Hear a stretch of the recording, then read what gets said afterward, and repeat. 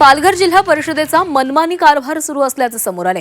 पुढील नवीन वर्षात 9वी आणि 10वीचे वर्ग बंद करण्याचा निर्णय जिल्हा परिषदेने घेतलेला आहे। त्यामुळे हजारो विद्यार्थ्यांच्या शैक्षणिक भवितव्यावर टांगती तलवार असणार आहे।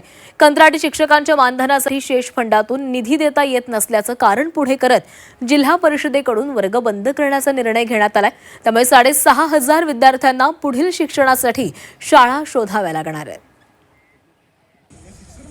आमच्या घरापासून खूप लांब आहे, 3 किलोमीटर किंवा जास्ती पण असू शकते, खूप लांब आहे। तर आम्हाला त्या शाळेत जायला खूप त्रास होईल आणि 9वी 10वीचा वर्ग बंद करण्यात आला तर आम्हाला त्या शाळेत जावं लागेल आणि त्या शाळेत गेलं तर आम्हाला एवढा लांब प्रवास करावा लागेल। त्या प्रवासामुळे आमच्या अभ्यासावर फरक पडू शकतो। हे 9वी 10वीचे जे वर्ग आहेत ते ज्या पद्धतीने होते त्या पद्धतीने 9वी 10वीचे वर्ग कंटिन्यू चालू ठेवावेत, कारण की हे चालू नाही राहिले तर आमचे मुलंही आहेत।